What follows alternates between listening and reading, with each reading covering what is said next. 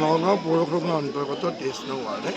দলঙৰ কাষতে এটি মাথাউৰি আচলতে এইটো মাথাউৰিৰ কাৰণে বহুত সময় পিডাব্লিউ কৰিব পৰা নাছিলে সকলোবিলাক বাধা বিঘিনি আমি আঁতৰাই দি পেলাই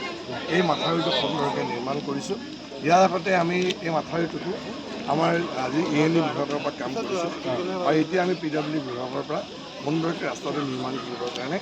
1,33,50,000 টকা মোকলাই দিছোঁ যাতে ৰাস্তাটোৰ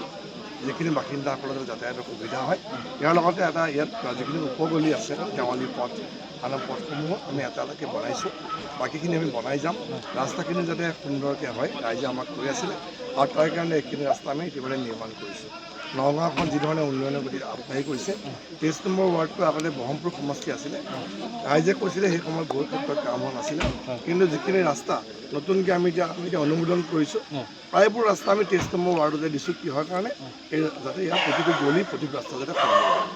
ইয়াৰ আগত এই পথটো যথেষ্ট জৰাজীৰ্ণ আছে আপুনি এতিয়া নতুনকৈ আমাৰ আগতে ব্ৰহ্মপুৰ সমষ্টি আছে বা নতুনকৈ আমাৰ নগাঁও তলুৱা সমষ্টি অন্তৰ্ভুক্ত হৈছে কি ক'ব সেইটো কথা আপোনাক ক'লোঁ যে আগতে সেইধৰণে উন্নয়ন নহৈছিল কাৰণ ৰাইজে খুব আক্ষেপ কৰিছিলে মই নিজে এইফালে যেতিয়া আহোঁ কথাই মোক থাকে কিন্তু এটা বহুত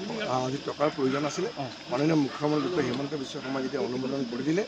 মুখ্যমন্ত্ৰীৰ উন্নত প্ৰতিফল আঁচনিৰ অধীনত এই ৰাস্তা অন্তৰ্ভুক্ত হৈছে আৰু 1,33,50,000 টকা অনুমোদন নগাঁও পৌৰসভাত কেইটা পথ অনুমোদন নাই নগাঁও পৌৰসভাটো পৌৰসভাই কৰিব কিন্তু আমি এতিয়া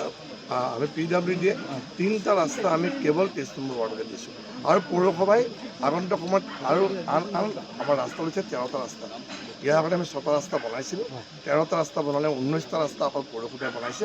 আৰু PWD আৰু আন ৰাস্তাসমূহ বনাইছে ধন্যবাদ